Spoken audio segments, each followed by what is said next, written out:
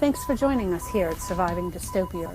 Our shows are dedicated to helping you prepare to thrive during uncertain times.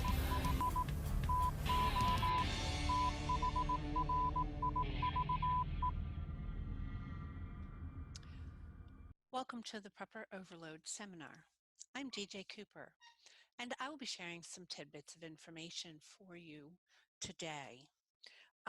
This is the first of one of our podcasts that are available in the new video format, and I'm pretty excited to have this one be out there.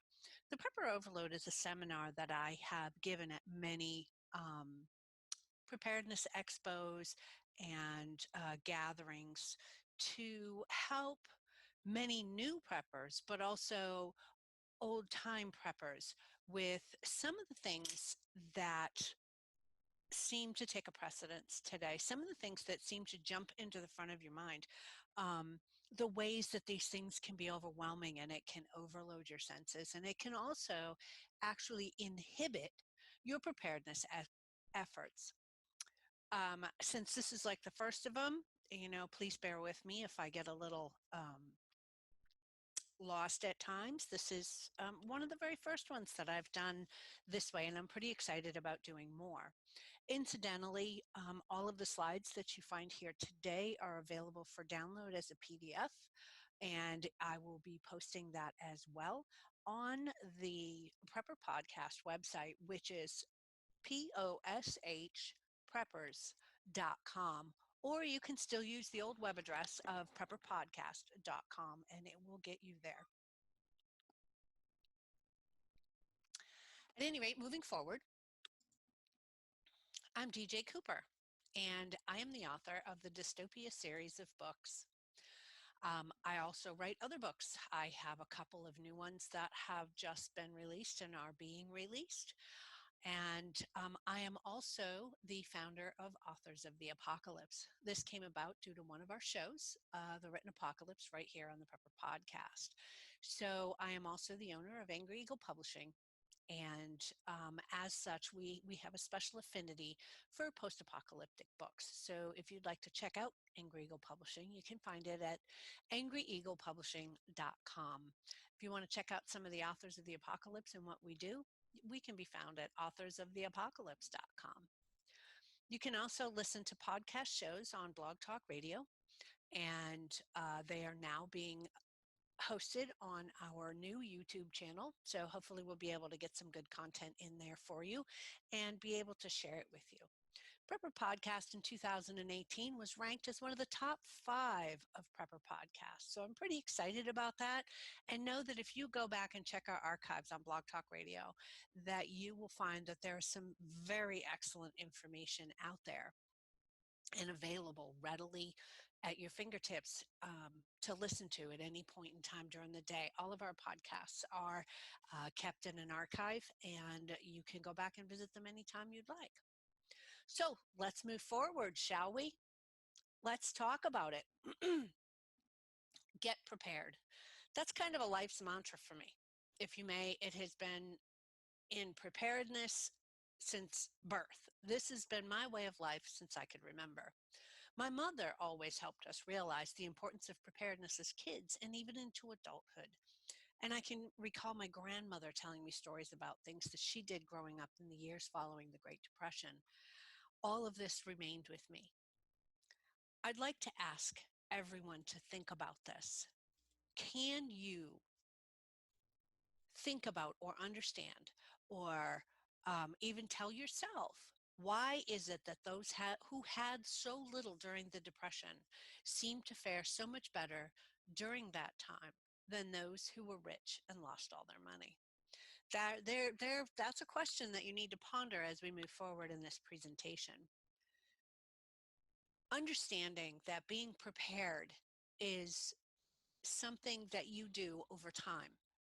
This is something that is not just you run out and pick up a couple of things. It is a lifestyle, and the time to start is now. There's a lot going on in the world. It's never too late to start, but the time is definitely now to start, because later might just be too late. You need to understand that life happens, disasters happens.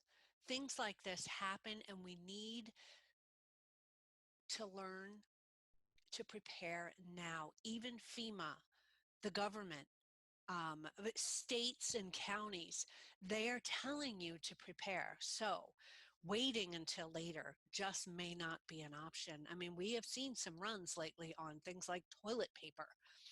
And this is just not an acceptable time to be standing back and thinking, I should have prepared. Well, now you have this information. The time is now. Get prepared. So we talked about it. Why did it seem that those who had little seemed to fare better during that time when those who were rich lost their money? Something to consider about those who seemed to get by during this time is that they didn't have to reach far. To think about it, they couldn't afford fancy things or grocery store trips. When they cooked their meals at home and they ate off of their own farms. Think about it.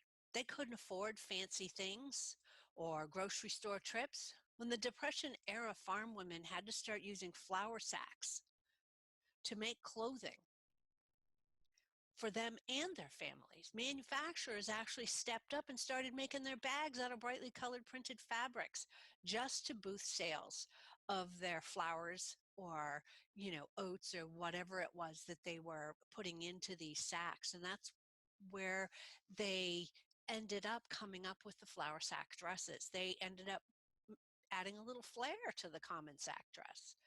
They adapted it and they grew their own food and they preserved it. They hunted, and even the children helped in this. They helped, they worked toward it. They fixed things, they built things long before they needed them and before the Depression hit. Excuse me. They didn't have to go to the grocery store for dinner. It was in their backyard or their root cellar. They weren't standing in the lines, and they were much more prepared to weather the storm. And why were they? They were much more prepared to weather the storm because they lived it every day.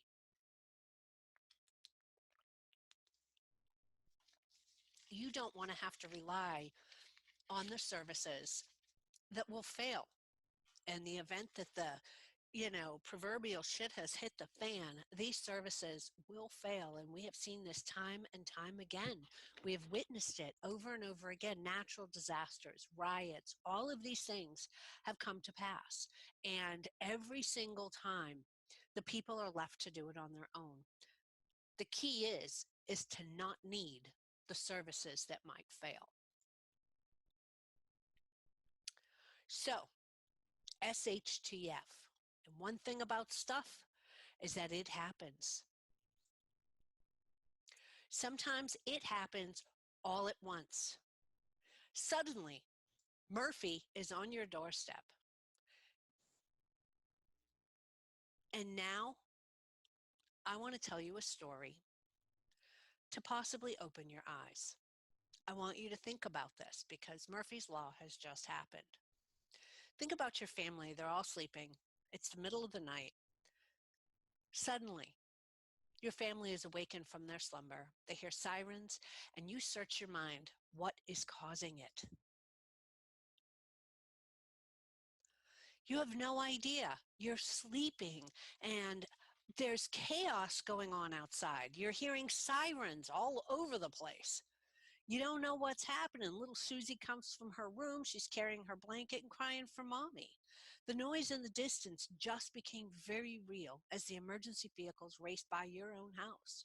The ear-piercing sounds of the sirens is blaring. Your precocious 12-year-old Joey, he comes running, and he's already headed for the remote. He's going to check the news. 15-year-old Mary, she staggers into the picture, complaining her phone has no service. Joey, he yells out, "Power's out," because the TV ain't working. You're scrambling in the dark. You're cursing, I can't find my pants. And you realize the only flashlight the family owns is in the car. Haphazardly dressed and stumbling out, you see the confusion on your family's face. Sarah, your wife, looks at you over a candle. She's questioning, John, what's going on? Looking at her, you can see the unspoken fear in her eyes. You have no answers. You don't know what to say. You don't know what to tell her because you don't know what's going on. Suddenly, you're headed for the back door. You're going to go check out the situation, and you look out back and you look back into your confused and frightened family, and you tell them all, stay inside. I'm going to go out and have a look around.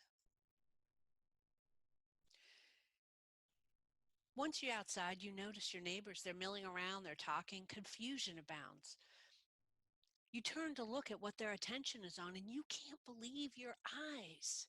In the distance, the city is burning. Not only a small fire, but the whole of the once bustling metropolis is ablaze. I'm thinking of recent events where they just burned 176 or 178 buildings in Minneapolis. This is definitely a possibility. We have seen it on our own doorstep. We have seen Katrina hit and take out everything. We have seen these things happen. So to say they won't, that is the silly thing. You feel numb inside and you're barely noticing that prepper friend of yours, you know, the one where all you have to do with him is to complain about his tower that blocks your view, he's shaking you. John, John, did you hear me? We've been attacked. You don't know. You're just looking, you don't even know what to do. You're looking to get out of there. You want to try to figure out what's going on. You're numb inside and you just want to get back to your family. All at once, the reality of things hit you. You turn without even acknowledging your neighbor and you race to your family thinking, this will change things. You sit down and they're all looking at you expectantly. Your eyes, they dart from side to side as you process what's happening. There's little food. You have nothing stored in case of emergency, and the damn flashlight broke last week when you got that flat tire. Disaster has struck, and you have no idea how you will take care of this family. What will happen? How will you survive? Suddenly, reality has hit. You don't know what to do because you have not prepared. How can you take care of your family?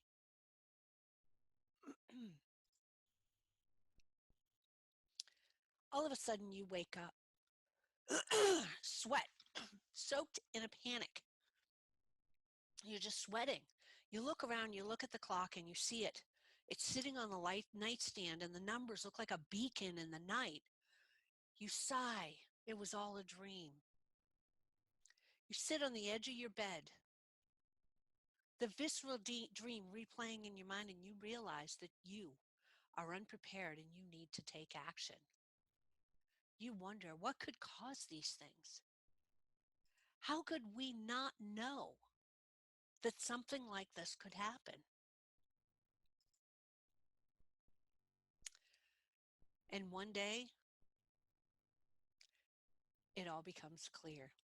You're sitting on the edge of the bed, the visceral dream replaying in your mind, and you realize just how unprepared you are. You've decided you need to take steps, you need to get prepared. But what do? You've realized that things could go very wrong, and you are unprepared. Many will say, just start stocking up on food and water. Yes, by all means do so. But it all gets so overwhelming. How much? What else do I need? What about heat, protection, cooking? Are we even safe here? If you're anywhere near a city right now, are you safe? Welcome to the world of prepping. What's next? You've decided you need to take steps to get prepared. But what do? The questions begin to pile up, and poof, You are suddenly overwhelmed with the logistics. Do I stock up on food and water? How much food and water? Should I get some guns and ammo? What kind of guns or ammo? How about if I grow a garden? But what do you grow? Do you even know how? I know, I'll build a bug out bag. What the hell is a bug out bag? Where would I go if the shit hit the fan? What exactly does SHTF mean? The key here is to think about it. Should I take some classes? Which classes? See how overwhelmed you can quickly become. You start to think about it. Where do you go from here? You've figured out that you need to take these steps to get prepared, but you don't know where to begin. You are lost and confused. You are unsure of where or what to start with. The questions alone that you just saw have you overwhelmed.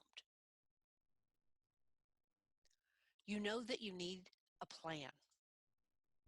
That is the very first thing. You start with step one, move on to step two. The who, the what, the when. All of these things are imperative. You need to figure out who you're preparing for, what you need to do to prepare, and when you need to have it prepared by. So let's begin with why do we prep? Let's just start right at the very beginning. You need to ask yourself, what are you prepping for and why? Is it a flood? A nuclear war? Why do we prep? This makes a difference in the things that you might prepare. But more than that, if you don't know what you're preparing for, how do you prepare for it? Let's think about this for a minute. Do y'all have any thoughts on why you need to know what you're wanting to prepare for? Obviously, it all has to do with why do we prepare. All the examples are of specific needs for scenarios, and there are so many. There are world-ending comet. There's an alien invasion, zombies. Yellowstone might pop off. We might be subject to nuclear war. We've already seen how a pandemic can affect us. What about chemical or biological warfare? Who's to say this isn't biological warfare? How about an EMP or a CME? A financial collapse? We're now staring at civil unrest. How about Big Brother? We all love a good dystopian story. How about tornadoes and hurricanes, ice snows, storms, job loss, injury? How about simple as a stubbed toe and now you can't go to work? The reasons are many, and each has its own needs. So let's start by defining the event. These are the things that you want to think about. First thing that you want to do is to look at the events that you think are possible, right? Maybe if you look at the chart, you will see all kinds of events. But the one thing that they all have in common is they need a basic level of preparedness. All in here, the level of the needs, all of this, they all need the same thing, a very basic level of preparedness. It isn't until you start reaching other things, chemical, biological, you need maybe some additional stuff. You might need some additional preparedness items for nuclear weapon, for an EMP. How about for a pandemic? You might need some masks and stuff, right? You think about it with the level of preparedness, and you start to see that the one thing that you want to do is look to your basic needs first.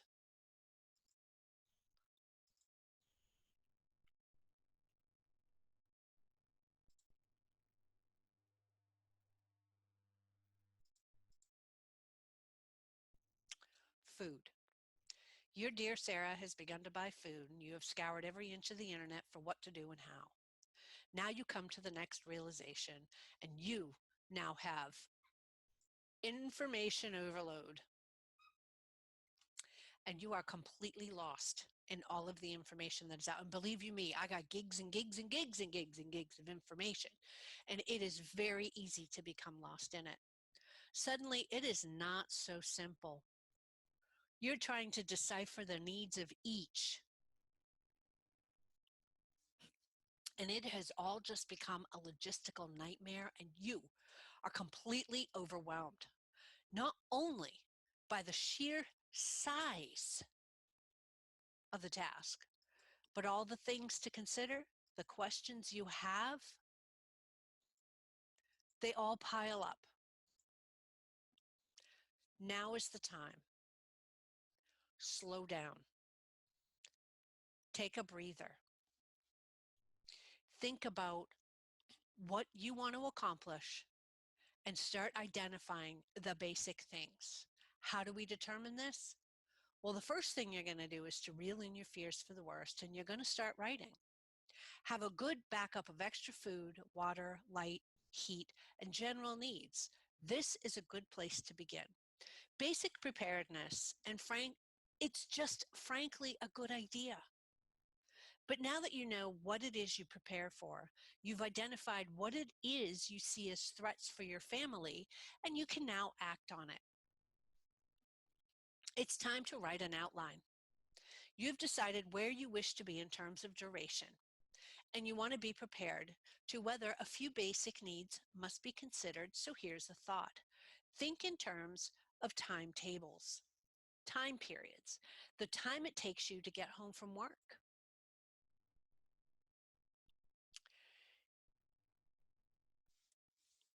3 days?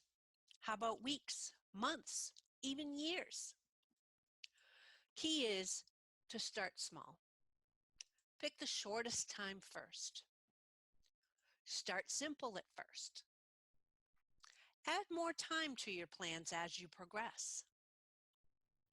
These things all will make a difference. So when you start thinking about starting small in the shortest time period first, and you want to start at first simple and add more time as you progress, think about one day. You need to prepare for one day. If you are preparing for one day, that one day may include a get-home bag or an everyday carry bag. For women, this is easy. We just shove it all in our purse. Men, perhaps you have a briefcase or a small backpack that you carry. Um, you want to start small. Think about things, enough food to get home from where you work, only long enough to get you home, and all of the simple things. Food, water, perhaps maybe a life straw, a simple means to purify water in case you run out. Um, Maybe some paracord. People wear a paracord bracelet. This will help you if you needed to build a shelter. If you were, say, 50 miles, you work 50 miles from home, and it took you more than a day to get there. Um, Perhaps it might take you a couple of days. This is where, if you know you work far from home, you may want to think about the week. You may want to think about a get home pack that stays in your trunk. This one here may have things like fire starters. It might have longer term food storage. It could have perhaps a couple of snares in case you had to hunt, um, a bigger water purification method. And then you can add more time as you progress. These things might be things you do at home, things to keep you safe and well fed for a month. These are all things that you need to take into consideration when you start thinking about writing down your outline. Your timetable has got to be your first consideration, because it's the easiest thing to do is to start simple. Start with a day. There are other considerations. That consideration is location. Perhaps you're at work and you need to get home from work. Do you have some preps in your desk drawer if you work, or in your work truck, or places that you may be, especially if you will work far from home, because the goal would be to get home, correct? But if you're at home and you have a decent amount of preps there that can get you by. What if it's a situation like the riots we've been seeing and you can't get home or you can't stay at home?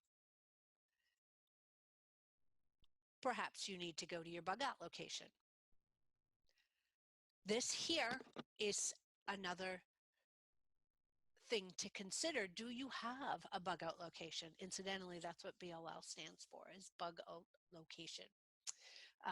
We will hear these terms. I also have another one coming up moving forward from this time where I talk about some of these terms and the acronyms used in the preparedness world. So hang in there. If you don't understand all of these, feel free to email me. I can be emailed at info@poshpreppers.com and ask me any questions that you would like, and I would be happy to answer them. So we may also have another location that we have to think about. All of these things, all of these locations are things that we need to think about in our preparedness plan. But remember to start small. Start with work and home, and then work towards the other. So what do you consider when you think about location? Some of the things you want to think about is, what is the location? What is the layout of the location? Where is the location that you're considering? Is it in the woods? Is it in an urban area? Are you in, your mother's house, which is, perhaps in a subdivision? And if you must leave your home, ideally, home would be the place that you want all your stuff. But if you must leave, do you have a bug out location and a bug out bag, a means to get there? So what are we considering? Let's go over it all. Let's start with these things and you'll feel better prepared almost immediately. Getting your thoughts organized is possibly one of the most important things that you can do. Creating an outline and stop the running in circles will give you direction and focus. Begin with what? What do I prep for? Then go to when. What is the amount of time that I am going to prepare for? And then think about where, the location you might find yourself in that you wish to be. So what are you preparing for? That might be any events. You want to know what's coming. When? The time period. Those time periods I talked about a few slides ago. And then where? It's going to be the locations, the places that you plan to be at. Because remember, anything can happen, anytime, anywhere. All of these things can affect you. When we think about some things, just think about this. Your timing is crucial. It could be a storm. Think about Katrina. It could be a meltdown. It's not like it hasn't happened. Think about Chernobyl or Fukushima. All of these things happen. A stock market crash, just a financial collapse would put us into something that resembled the Great Depression. Suddenly, a loaf of bread is a day's wages. It could be a catastrophic thing like Yellowstone or even a comet or something like that. I mean, who knows? One never knows. The one thing that you do need to keep in mind, though, is that your outline is personal. You want to compartmentalize these things and decide if you're preparing to stay at home or if you're at work, or how will you get home. You will then break this down further into your timeline, into a full outline. You're starting with one day. You're where? Are you home or away? Think about what? Your supplies, your location, your get home bag. How are you going to do it? The contents of your bag. These might include your food list, your med list, resources, security. This is how you will structure your outline. You will have one day. You're at work, maybe you're away somewhere, maybe you're home. You will have what supplies you need, your locations will be outlined here. Do you need a get home bag if you are not at home? All of these things are important to understand and keep in mind. This is where you begin to experience information overload. This is where the list and the task becomes daunting. Suddenly you're staring around at things and you have no idea. I have just thrown a dozen acronyms out there for you and you don't even know what they mean, let alone what you're supposed to do with it. So now it's time to take into account information types. There is a multitude of information out there, and with the internet, it's even more prolific than it ever was. So let's take a look at this with this simple graphic. There are four kinds of information. There's useful information, there's useless information, there's positive information, and there is negative information. Examples of useless and negative information might be world news, stuff we can't do anything about. This is useless information, and it is also negative because it brings us bad feelings. It makes us angry. It makes us not feel good about the day. We could watch useless and positive information. Think about the viral videos on Facebook and YouTube. I am forever stuck on TikTok. That thing is a black hole and it will suck you in and it makes you smile and laugh and it's cute and funny as people do dances or you watch cat videos. I don't know, anybody watch Simon's Cat? That's the funniest doggone cat videos that I've ever seen. They're funny and they're positive. They make you feel good, but they are useless. They are a complete waste of your time and you are getting nowhere fast. There is also useful and negative information. We do need some negative information. Negative feedback, news about things that you can do something about. News about things going on in your community. A flood is coming, extra rains, they're expecting it to go above floodwaters. There's an older lady in your neighborhood and you need to help her. This is useful but negative information. Then you can find useful and positive information. So when we're talking about information overload and the information types, think about these different types of information. The useful and positive informations are books, podcasts like these, learning, even diet and exercise. These are useful and have a positive effect on your life. So now let's think about how much of these do you want to get in your life? As for the negative and useless information, people spend far too much time watching the news, scrolling Facebook, and looking at all the negative things that are out there. You want to limit this to a much smaller section of your time. It doesn't warrant that much time. There's nothing you can do about it.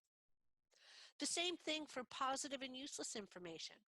They're funny, they make you laugh, and they do have a place in your life, just like world news does. You do need to stay abreast of it, but you don't need to spend an inordinate amount of time on it.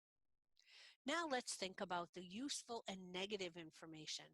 This is some stuff you need to know about. You need to be able to act if something is going on in your neighborhood or something you can do something about, like going and voting for one. It's important to understand the useful and negative information and its impact on you and how you need to assimilate it. And then you have the useful and positive information, educational things, diet, exercise, doing things that enhance and help your life. These are the things that you need to spend a larger amount of time on. So when you start thinking about the things that you are doing in your life, maybe you could remember this graphic. And there's one key point to all of this, and that is the key is learning what to ignore. It's important that you learn to ignore things that are not going to be useful.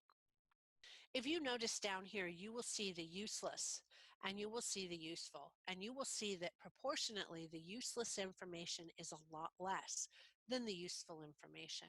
So just try to remember in your everyday learnings and the things that you're doing and all of that, if it is useless, give it less of your attention. Learn what to ignore. At this point, you're saying, come on already, tell us how to organize it. All right, I'm going to do that. Here you go. You're going to organize it by time.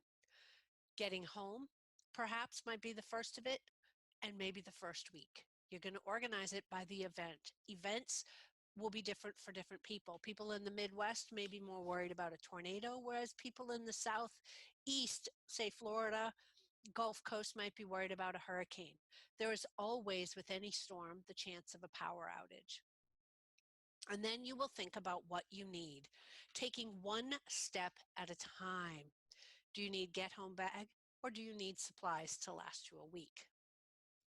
The key is breaking down the key points. Understanding these key points and breaking them down into their own separate areas is the important thing that you need to know. Create an outline. Real quick, like, we're going to go through this outline. It doesn't need to take forever because you can download and you can hang on to this. You can freeze the frame in the video if you want to write it down yourself. Whatever you need to do to help you to better understand what you need.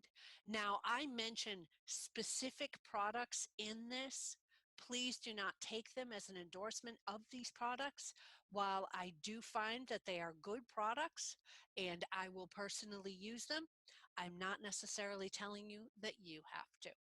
So let's create our outline. Let's start with number one, the get home bag. In the get home bag, you may want water, bottled water, maybe grab a Sparky Sport bottle. I got one of those as a gift at one of the events that I went to. Wonderful, wonderful thing. But you could also just get purification tablets. They have these at Walmart, people. They're like $2. Think about it. Perhaps a pocket knife, some food, some matches, a flashlight. The list goes on, and it is very specific to you and your needs and what it is that you may want to have in your bug out bag, your get home bag. This is the bag that is going to get you from work to home. So it needs to have at least some of the things that you would need to survive. And I would say to make sure you have enough to get you through 2 to 3 days. And the reason I say this is you may not be able to make it home right away. What if there are floodwaters in the way and you can't get across? There are many numbers of reasons why you may not get home right away. So make sure this gives you a couple of days. And if you would like some more information on the bug out bag, try this website out. I adored it and I really did get some really great ideas from it. So I wanted to make sure to give the bugoutbagguide.com a shout out and go check out their list because it's much more expensive than this one. So as we continue to move forward in our outline, we have already seen the get home bag. Now let's take a look at the bug out bag. Yeah, that's not a good example. Let's move over to the list. In your bug out bag or bob, you want to have a tent or even just a tarp. You need a way and a means to create shelter. Again, you need water purification, just like we outlined in the get home bag. You will need extra clothes, socks, warm jacket, hiking boots, things that you're going to need to get yourself to the location that you have predetermined to be the place that you're going to bug out to. You would need a mess kit, and don't forget the ever needed toilet paper and first aid kit. The most important thought is to keep it manageable. Nobody's carrying that size of a bug out bag. Again, make sure you check out the bugoutbagguide.com and it will give you more information on your bug out bag. So now we're going to the more of the things on your outline. There's a key adage that says store what you eat and eat what you store. There is absolutely zero reason to store eggplant if you and none of your family plan to eat it. Somebody says it's great for storage purposes. It may be great for storage purposes, but you're going to starve to death if your kids won't eat it. So just don't. So let's talk about food. Maybe you are going to store prepackaged food, and that is great. But if you're not, you're going to need some things. You're going to need canning supplies for drying and storing it. How about getting some skills to hunt and butcher, growing some garden? You'll need seeds and tools. What about learning about the wild plants in your area? There's always mushrooms and herbs and all kinds of stuff. You could grow an herb garden. There are so many ways that you can handle your food situation, but not the least of them is getting stored up already prepackaged and canned food. Try to get things that don't require a lot of work to prepare them. Think about this. You can go into the store and they have small little packets of the tuna. Drop those right into your bug out bag or your get home bag, but they're great at home too. Single serving, say you caught a fish and your kid's not going to eat it because they never ate fish caught out of the stream before. Give them a pack of that tuna, they're happy as a clam. So also need to keep in mind in your food storage is that you need to understand that while a snake is a great thing to eat, your kid might not eat it. And this is very possibly something that could be a problem. So let's move forward in creating the outline because there are a couple of pages to this outline. Let's think about water. We've talked about some ways to purify water, and this is all well and fine for your bug out bag and for your get home bag. But when you're talking about an at home situation where you are going to need a lot of water for people, you need to think about storing the water, gathering water, rainwater, surface water, creeks and lakes. If you are gathering water other than water you just stored, but there are specific ways to store water. It will grow algae if you don't. I remember I have a little water filter that I use. It's just a Brita kind. It's nothing great. I just don't like the flavor of the water. So I will use this for everyday drinking. And I didn't pay attention to the inside. As a matter of fact, when I first bought it, I didn't realize that it even opened. I was just going to buy a new one. I realized that there was green algae growing in the bottom of my water. This water is treated. It's treated with bleach. You can smell it. That's why I filter it. But the algae will still grow. So when you're talking about water storage, you need to think about all of these things. Now we're going to go to creating the outline for your shelter. You need to think about your home. If you are traveling, you may need a tent, tarps. What is your bug out location? All of these things. Shelter is one of the important things. Food, water, shelter. These are all things that you need to sustain your life. You cannot exist in a snowstorm without shelter. Let's create more outlines. Let's talk about heat and light. Perhaps you're planning on fire or some other form of heat. You're going to want to think about this because what if the power's out and your furnace suddenly doesn't want to work? Do you have a backup generator? Do you have batteries for flashlights? Do you have a lantern? Do you have any other way to create these things? So keep in mind the next to the topics that you're going to want to research and look into. And remember, start small, short period of time. Work your way up to a bigger. I know things seem overwhelming, but even a flashlight in a dark room will help you to see. You don't necessarily need a generator right out of the gate. So start small, short periods of time, move forward. The next segment in creating your outline is going to talk about your medical. There's a possibility that somebody could get hurt or get sick, and you want to know how to take care of these things. But there are some basic things. Start small, short periods of time. It's like it reminds me of the movie The Patriot. Aim small, miss small. Start small, then get bigger.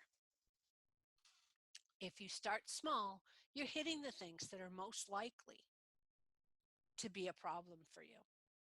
Medical, over the counter, pain reliever, cold medicine, allergy medicines. How about anti-diarrhea medicines? Or how about things for if you get constipated? Because there's nothing worse in a SHTF situation, because I'm not going to use that word in this situation, than not being able to do it. Think about the fact that you may need prescriptions. You need to get a list of your prescriptions together and possibly see if your doctor will give you an extra prescription that you can fill and keep on hand. Always taking your new prescription, putting it in the back, and using your spare as your current month. This way here, your backup month is always fresh. How about some first aid supplies? And get a little bit of training. Oftentimes, it's not expensive or even free. Check the Red Cross. And also consider herbal alternatives. So many things are wonderful for mood, say lavender. Perhaps if you can't breathe because you have asthma, you could think about, peppermint or um, eucalyptus is good, but also there's so many of them. It figures that now that it's not sitting right in front of me, I can't think about it. But having on hand some alternatives, some herbal alternatives, is always a great idea. And learning about the things that affect you and the ways that these herbs can help you. Let's continue to create our outline with our library. Having information, as our podcast opening says, knowledge is power. Understanding this will help you in creating a library that will give you the power of this knowledge. Be selective in creating your library, because nobody wants like a whole house full of stuff, because then all of a sudden you're a hoarder and it all goes downhill from there. Some of the ones I recommend is the SAS Survival Guide. This one is great to stick in your bug out bag, and a first aid book, because your bug out bag is nearly always with you wherever you go. This can be gotten. Put it in a side pocket of your bug out bag, so if you need it, even if you're at home, it's readily available. But when you take to go, you have it with you. The Foxfire books, I can't say enough about them, and they're becoming more and more available. They are a little hard to find, but they're wonderful examples of the old way of doing things. Get your hands on some canning books if you plan to preserve food, but be selective, as I said, in creating your library. This is not a full list, but an example of how to get organized. I want to give a shout out to some friends, and you will be hearing from one of them, Nick. Um, he created the mind map. So I'm going to give you information on how to get a hold of him somewhere in our website. So please head over to poshpreppers.com, or you can still use the old web address prepperpodcast.com to get your hands on some of these things. He offers them already made for you. This is an amazing tool, and he gave me a set, and I cannot even tell you how absolutely amazing this tool is. But remember to use tools to help you organize. And the one last thing to remember is one step at a time. Start small, short time periods. You are your most valuable preparedness resource. Remember to prepare yourself, prepare your mind, and knowledge is power. If you would like to get a hold of me, you can contact me at authoroftheapocalypse.com, or you can find me hanging around at angryeaglepublishing.com. And don't forget to check out the other shows and resources at prepperpodcast.com or poshpreppers.com. Stick around. Come back for some more episodes of Surviving Dystopia. I'm looking forward to putting together more of these little shows for you. And I do have some products that I am going to do some videos of and showcase. And if anybody has products that they would like me to review and show people how they're used, or even let's see how easily usable they are, let me give them a shot. You can find out how to get those to me if you just email me at info@poshpreppers.com, info@poshpreppers.com. Incidentally, does anybody know about the rebranding and why we call it poshpreppers.com? We call it POSH Preppers because the POSH, or POSH, stands for preparedness, outdoor skills, survival, and homesteading. We like to promote all of these things as part of the total preparedness plan.